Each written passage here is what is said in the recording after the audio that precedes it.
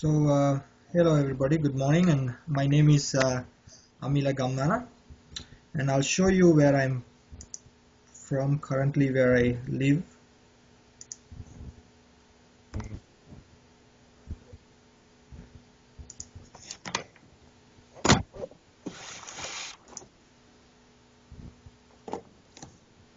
Hello.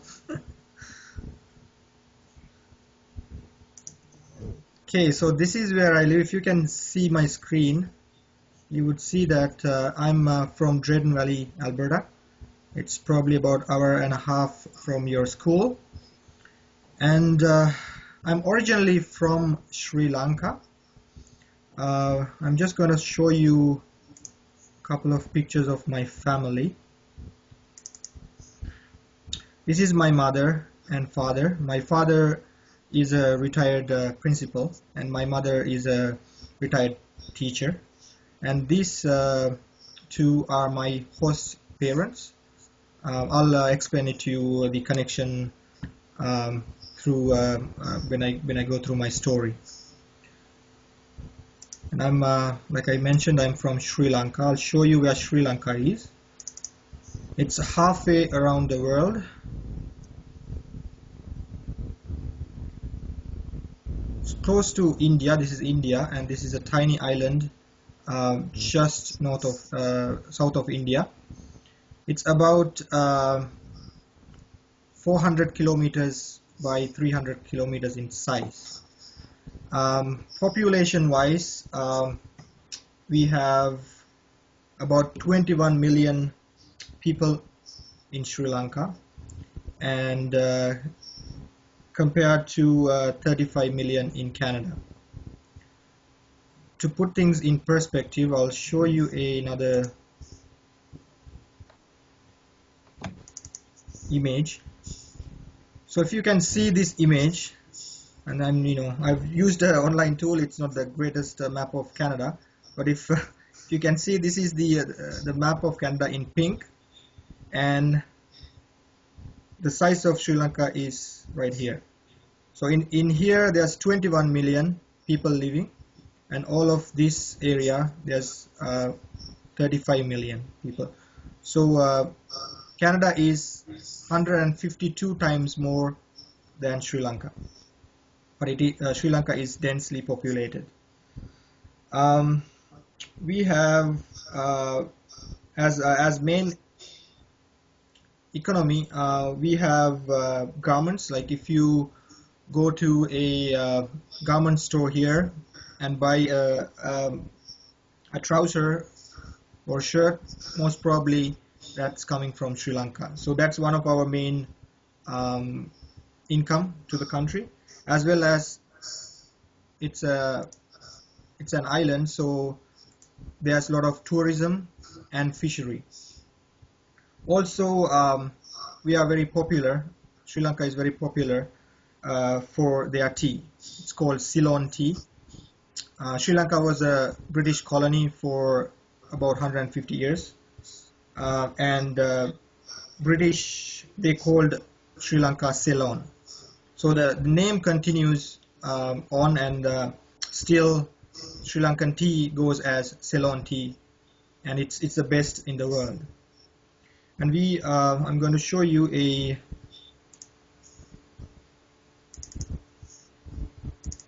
picture of tea plantation. So this is how a tea plantation looks like, and these ladies comes every morning, and then they pluck tea and take to the factories to make tea.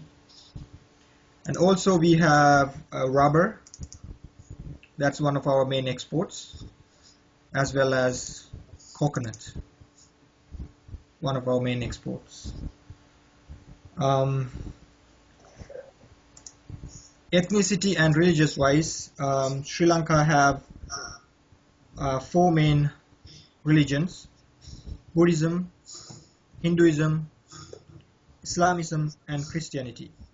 And percentage wise, there's 70% Buddhists, 12% Hindus, 9% Islam, and 7% Christians.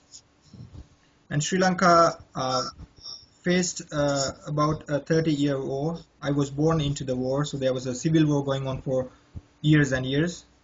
And in 2009, we were able to come out of that war, and since then we had peace. Also, when we talk about sports, our main sport, if I'm not sure if you heard about cricket, cricket is the main sport in Sri Lanka, and everybody is crazy about that, like ice hockey, the hockey in Canada. That's what everybody is crazy about, cricket. And this year we were able to Sri Lanka were able to win the World Cup, Cricket World Cup in 2014. And I'll go back to my story here.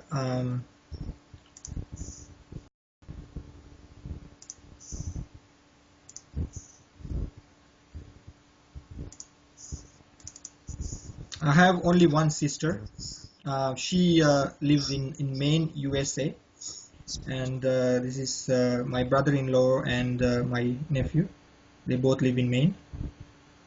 And in 2001, I finished my education from Royal College Colombo, as well as I did my bachelor's degree in information technology from Sri Lankan Institute of Information Technology. And in 2001, I got a chance to come to Canada as an exchange student. The program is called Canada World Youth. What it does is that it partner up with 16 kids from Sri Lanka, and they bring them over to Canada, and they partner up with one counterpart in Sri Lanka, in Canada. So my counterpart, he was from Montreal, and we were partnered up, and then we went to a family in Drayton Valley. We lived with the family, Drader family, and that's the couple that I showed you on the first picture. So we lived here for 3.5 months. We did some vocational training. We did a lot of social service work. And after that, after 3.5 months, 16 Sri Lankans as well as the 16 Canadian youth went back to Sri Lanka and did the same thing again for 3.5 months. So that was a great experience for me to experience the differences and how the weather and the culture of Canada, and I really liked it. So after that, I finished my education, and one of my dreams, I guess, I wanted to go back to Canada. In 2004, I finished my university, and the same year, in December 26th, we had one of the worst days in Sri Lanka, where we had the tsunami hit on the morning of December 26th. And I was not at my home, but one of my friends' homes, where it's about 100 meters away from the beach. And we went for a morning walk, and we see there's a lot of differences. Like the shore where it's supposed to be has moved in about 2 kilometers. And we haven't experienced this before, and we have no idea this is the start of a tsunami. And fortunately, just before the tsunami, we came back to the house, and about 5 minutes later, we got the first wave coming in, and it was a 2-story house. We were able to go to the second store, and the first store, everything, all furniture, electronics, and also my vehicle, my friend's vehicle, everything went into the sea. And the water stayed about a couple of hours, and there was no communication. My parents were worried that I couldn't call them, they couldn't call me, and until that afternoon, they didn't knew that, what happened to me. When the water settled down and went in, there was a lot of devastation. lot of buildings and lives lost. According to the statistics, the magnitude of the earthquake that created the tsunami is 9.1 in Richter scale. And there's about 35,000 people died on that occasion, and about 500,000 people were displaced. So they lost their houses, they lost their loved ones. I'll show you a couple of pictures of the devastation. So if you can see this picture, you can see the water. This is the ocean, Indian Ocean, and water came in, and these are the houses close to the beach. And everything, all the possession, people, everything was taken back. And another picture just after the tsunami, water went back to the sea. As you can see there, this little girl trying to find out where her possessions are. And this was a common scene if you went just after the tsunami near the coast of Sri Lanka. And this is a famous incident where this train with about 500 people, the wave was forceful enough, powerful enough to take the whole train back to the sea, and about 500 people died on that train.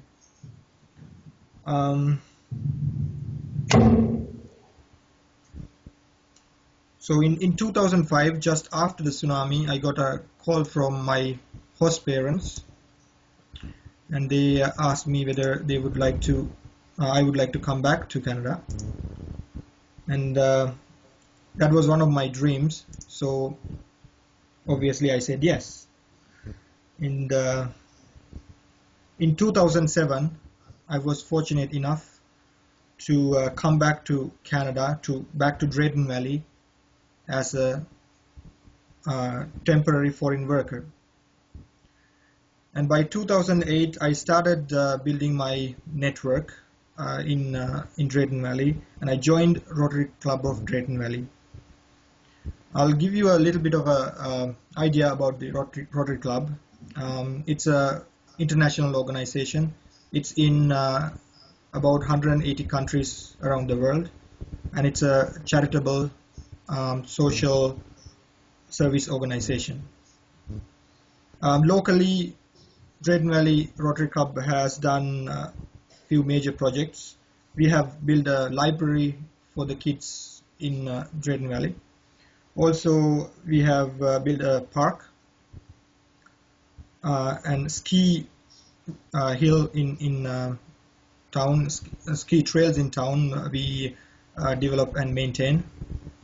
And also, currently, our main project is to build a house, a place for all the charitable organizations to be in one place where they can have meetings, they can have offices. We call it the Rotary House. Internationally, we support another charitable organization in town, in Drayton Valley, where they have built a school academy in Awaso, Ghana. What this academy does is that it takes children in poverty and take them into this academy, and they give food and education. So the Rotary Club of Drayton Valley's involvement is that we provide these kids with sponsorship for a year. We have sponsored about 50 kids every year, so they can, like you all, they can educate, they can come to school in the morning and have breakfast, and at midday they can have lunch, because these kids are from poverty. They don't, if they go home, they don't have anything to eat. If they don't have good place to stay or a bed to sleep. And the other main international project that Rotary Club of Drayton Valley has done is the Belize literacy project. What it does is that we took the curriculum from Alberta and went to Belize. That's a South American country, and we are training the teachers in Belize to adapt the Alberta curriculum so they can teach new ways to the kids, teach computer, teach new methodologies of teaching the kids. So we are training the teachers to do that. I'll show you a couple of pictures of Havaso project and the Belize project. So this is the school that's built in Ghana, Havaso, Ghana. And these are the kids that Rotary Club of Drayton Valley is sponsoring. Also, Belize literacy project. These are the computers that we have sent from Alberta. We collected about 150 computers from Alberta, and then we shipped it out to Belize for them to use. And as you can see, this is a couple of teachers who went from Alberta to train the teachers in Belize.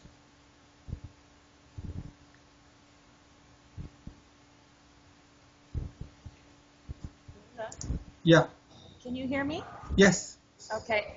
Unfortunately, we've run out of time. It was unfortunate that we didn't get hooked up as soon as we wanted to. Mm-hmm. One of the questions we have for you, could the students email you some questions? Would you be open to that? For sure. Yeah. We absolutely. didn't get an opportunity to ask any today? Absolutely. Okay. Okay. Thank you so much for your time. Oh, you're very welcome.